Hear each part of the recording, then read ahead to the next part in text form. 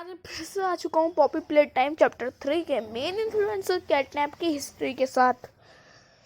उसकी तुम्हें पूरी हिस्ट्री पता चल रहा है उसके बर्थ से लेकर उसकी डेथ तक। तो चलो भाई शुरू करते हैं आज की वीडियो को। ओके भाई, तो पहले जानते हैं कि कैटनैप और इन सारे मॉन्स्टर्स को बनाया किसने। तो इन सबको बनाया था डॉक्टर हार्ली सॉयर ने, जो कि इस फैक्ट्री के जाने माने डॉक्टर थे। उन्होंने सोचा कि जब 1985 में प्रॉफिट्स नहीं निकल रहे हैं तो उन्होंने सोचा कोई बिग एम्प्लॉयज़ को पैसा काहे को दें, हम पैसा काहे को दें, हम लोग अपने टॉयज बना सकते हैं जो कि हमारे लिए काम करेंगे। और ऐसे ही भाई उन्होंने शुरू कर दिया बिगर बॉडीज इनिशिएशन। इसका सबसे पहला सक्सेसफुल एक्सपेरिमेंट था बॉक्सी बू, जिसका एक्सपेरिमेंट नंबर था एक्सपेरिमेंट 1060, यानी कि 1 से लेकर 1060 तक लेकर उनका बस एक एक्सपेरिमेंट सक्सेसफुल रहा। देन आता है एक्सपेरिमेंट 1177 हगी वगी, जिसको चौकीदार बनाया जाता है। और पता है बॉक्सी बू को क्या काम दिया था? बॉक्सी बू को काम दिया था कि जिनको भी पॉपी प्ले टाइम के सीक्रेट्स में पता चल गया है ना, उसको भाई तू खा जा, तेरा खाने का इंतजाम हो गया, हम खाने नहीं देंगे तेरे को।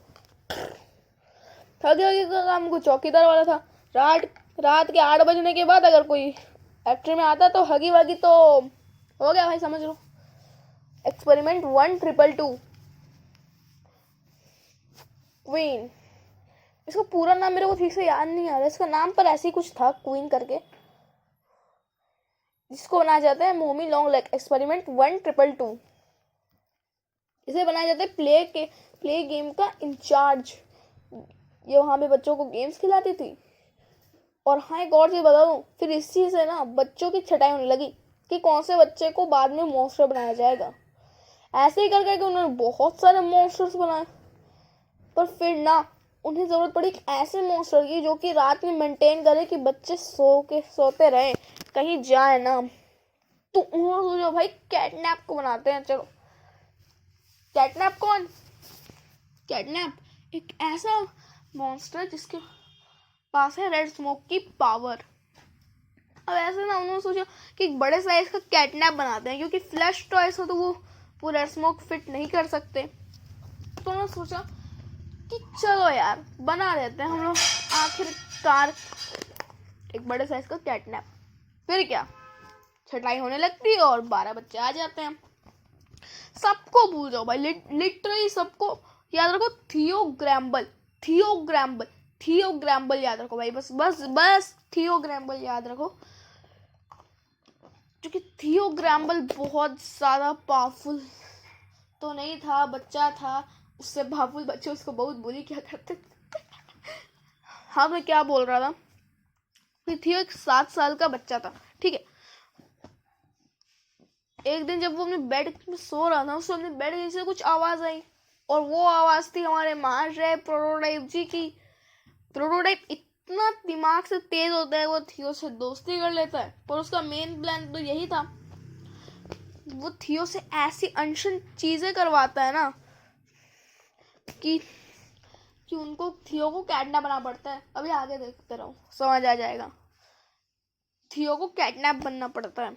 यहाँ पे प्रोटोटाइप थियो से बहुत अनशन चीज़ें करवाता है। कभी बोलता है ये फाइल चोरी करो, ये ग्रैब पैक उठा लो, कभी बोलता है भाग जाओ, और हर बार पूछने पे थियो हमारा बेचारा बोलता है कि उसके दोस्त ने बोला, कौन सा दोस्त, नाम बताओ, इमेजिनरी दोस्त। पर भाई उन एम्प्लॉयज़ को भी क्या पता था कि वो दोस्त प्रोटोटाइप है। प्रोटोटाइप रात को चुपके से अपने कंटेनर से निकलता था और थियो के पास आ जाता था। एक दिन खबर मिलती है कि ग्रैब पैक ग्रीन हैंड चोरी हो गया है। अब या तो ये प्रोटोटाइप ने किया था या तो थियो से करवाया था, ठीक है। यहाँ में वो चोरी तो हो जाता है, और एक प्लान होता है कि एक ग्रैब पैक थियो यूज़ करेगा, एक ग्रैब पैक प्रोटोटाइप यूज़ करेगा। तो उसको तो यूज़ करना हो, पर थियो ग्रैब पैक थोड़ी यूज़ करना आता था यार, उसको 440 वोल्ट में झटका लग जाता है। देखो गेट खुल जाता, प्रोटोटाइप भाग सकता था, पर उसे क्या चाहिए था? एक पावरफुल बॉडी जिससे ह्यूमैनिटी पर अटैक कर सके। वो बच्चों को भी भगा सकता था। क्या बोला? अरे उसका मेन प्लान नहीं बताया क्या? अच्छा सॉरी, नहीं बताया।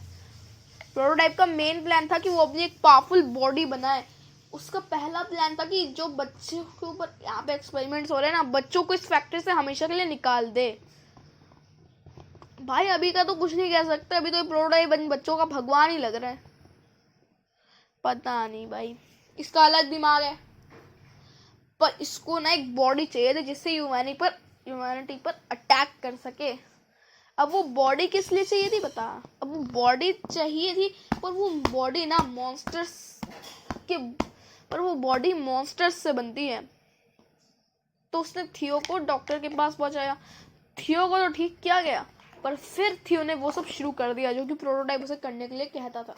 अब ये बात तो टॉप ऑफिसर्स को पता चल गई, तो उन्होंने बोला फाला की दिल चाहे भाड़ में, थियो को पकड़ो, करो एक्सपेरिमेंट, बनाओ कैटनैप।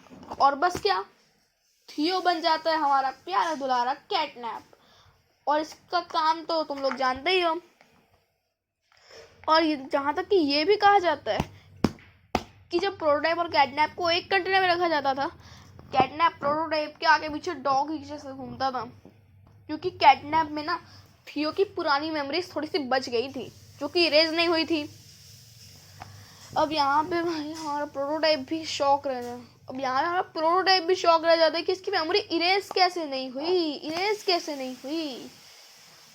प्रोटोटाइप ना पहले यहाँ का जाना माना कोई डॉक्टर हुआ करता था शायद से, इसलिए प्रोटोटाइप की मेमोरी इरेज नहीं हुई। पर इतना काबिल मॉन्स्टर उसने आज तक नहीं देखा था जिसने अपनी मेमोरी इरेज नहीं होने दी।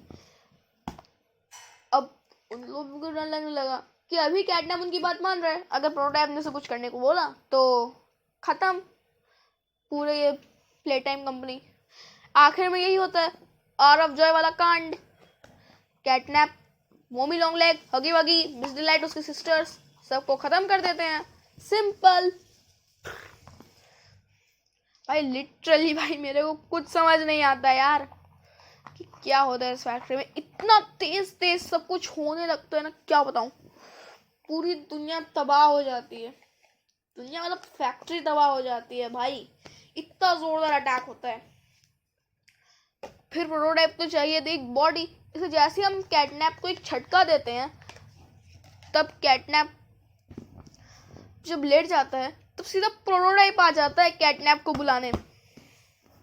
कैटनैप प्रोटोटाइप को देखकर थोड़ा सा डर जाता है और खड़ा हो जाता है, पर फिर कैटनैप हमारी तरफ देखता है और प्रोटोटाइप की तरफ देखता है। प्रोटोटाइप ने अपने हाथ को ऐसे रखा था, इसका इशारा कैटनैप समझ जाता है, और जैसे ही कैटनैप फटने वाला था, प्रोटोटाइप उसको खत्म कर देता है और अपने साथ ले जाता है। फाइनली प्रोटोटाइप को एक ऐसा मुंह मिल जाता है जिससे वो रेड स्मोक छोड़ सके। तो तुम्हें क्या लगता है कि आगे चलकर प्रोटोटाइप